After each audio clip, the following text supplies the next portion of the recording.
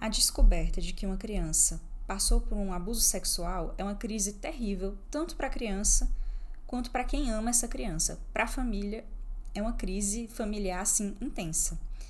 Mas a gente precisa ajudar essa criança e é sobre isso esse vídeo, tá? Há crianças que crescem e aparentemente essa experiência traumática não parece interferir tanto, né? Há adultos que dizem sim, eu passei por isso, mas com o tempo eu fui esquecendo e eu não acho que isso me afeta tanto assim. Mas há outras pessoas que dizem que não, que aquela experiência vivida na infância foi um trauma terrível, nunca superado. E há alguns fatores que vão interferir para que esse trauma seja superado ou parcialmente superado ou não. Em primeiro lugar, claro, o nível de violência sofrido, né? Pessoas que foram mais violentadas, mais intensamente violentadas, vão sofrer mais, obviamente, em detrimento de pessoas que passaram, digamos, por violências mais leves, menos invasivas, né? Mas assim, gente, o grande fator que vai diferenciar uma pessoa que consegue caminhar ao longo da vida tendo vivenciado esse trauma e uma pessoa que não consegue viver com isso é o apoio que ela vai receber após esse momento de violência. Então, é muito importante que essa criança ela seja ouvida, que esse trauma seja reconhecido, que essa criança seja ajudada. Porém, um dos grandes fatores que atrapalha esse processo é que vocês que têm crianças pequenas sabem, a criança não costuma contar essas coisas. Algumas crianças, sim, chegam a fazer um relato verbal espontâneo para os pais, contando algo que aconteceu, mas é muito comum mesmo que a criança tenha medo e tenha vergonha de contar, por diversos motivos. Ela pensa que não vão acreditar nela, ela pensa que não foi errado o que aconteceu, ela não tem dimensão da gravidade do ato, ela não sabe verbalizar mesmo, ela não tem repertório verbal para contar exatamente o que aconteceu com ela. Então, muitas vezes, a gente consegue observar que aconteceu algo a partir de alguns sinais, tá? Que sinais são esses? Normalmente, crianças que são abusadas, eu anotei até aqui, elas passam por situações de medo, elas regridem um pouco. O que é uma regressão? Ela começa a ficar mais bebezona, sabe? Volta a fazer xixi na cama, volta a ter atitudes que ela não tinha mais. Ela se isola. Muitas delas começam a apresentar dificuldades de comportamento, dificuldades na escola. E até aí, tudo bem, né? Você vai me dizer, Ana, me poupe. Qualquer criança com qualquer problema vai ter tudo isso. Eu vou ficar paranoica agora. Calma. Tem alguns sinais, além de tudo isso, que são mais específicos do abuso sexual, que é o seguinte.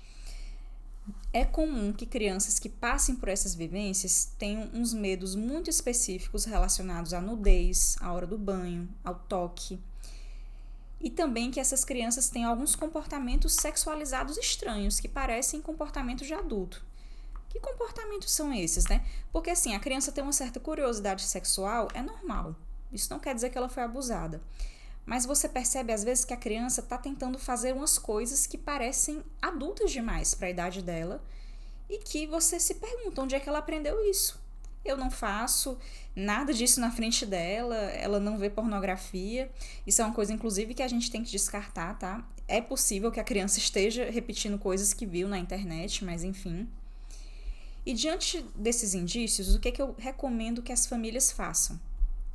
Tentar perguntar diretamente. Você vai sondar o seu filho e vai perguntar se aconteceu algo, né? Se a criança tá com comportamentos estranhos, tá com uns medos exagerados, tá com um comportamento sexualizado que não é condizente para a idade dela, você pode perguntar, filho, aconteceu alguma coisa? Você quer contar alguma coisa para a mamãe? Alguém mexeu com você? E, gente, olha só, para vocês verem como é complexo. Esse processo da criança relatar, ele é um processo dinâmico. Não é como para um adulto, né? Que a gente pergunta e o adulto, ele vai falar. Para a criança, muitas vezes, a maioria não fala de primeira. A gente pergunta e de primeira ela nega. Ela fica um pouco assustada até com a pergunta, né? Ela fica, opa, não. Ela diz não, nada a ver. E em seguida, muitas vezes, ela passa por uma fase em que ela vai tentando dar sinais de que ela não falou a verdade naquele momento. Ela vai tentando te dar umas dicas, né? Não sei, tentando se comportar de forma a chamar mais a sua atenção, etc. Em seguida, você pode perguntar novamente, filho, lembra que eu te perguntei se aconteceu alguma coisa? Você quer me contar algo? Aconteceu alguma coisa com você que você ficou com medo, que você não entendeu, que você quer me contar? Alguém fez alguma coisa com você? E muitas vezes nessa hora ela admite. Mas você vê que é depois de algumas tentativas muito delicadas, sondando, sem pressão. Você não pode pressionar a criança. Se você pressionar, ela não vai falar.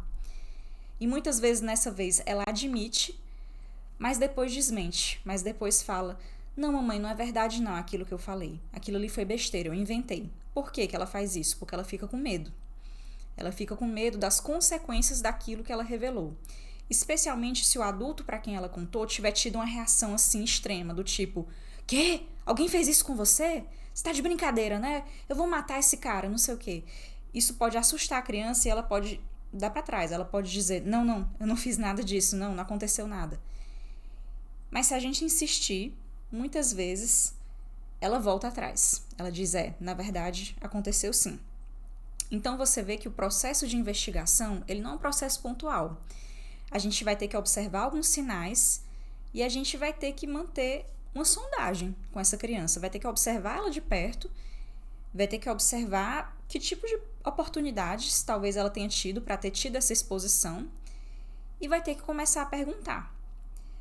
O sinal mais importante, gente, para a gente perceber um abuso, muitas vezes não é nem um sinal físico. O sinal físico é quando uma coisa já está muito extrema. Mas antes de acontecer o ato propriamente dito, muitas vezes vão acontecendo insinuações, investidas. E nessa hora, o sinal mais importante é o relato da criança. Por mais que a criança tenha dificuldade de falar, por mais que ela não fale de primeira, por mais que a gente tente insistir, e a gente precisa insistir para ela contar tudo pra gente, ela não vai falar de primeira, mas o relato dela é o mais importante. É o que vai direcionar a gente para realmente saber se aconteceu algo ou não. Então essa fala, ela é muito importante.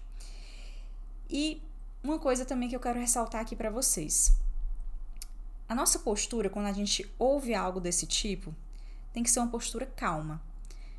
Como eu falei anteriormente, né? Se a gente tiver uma reação extrema, uma reação ansiosa, a gente vai assustar a criança e ela não vai contar pra gente. E é muito importante que ela conte.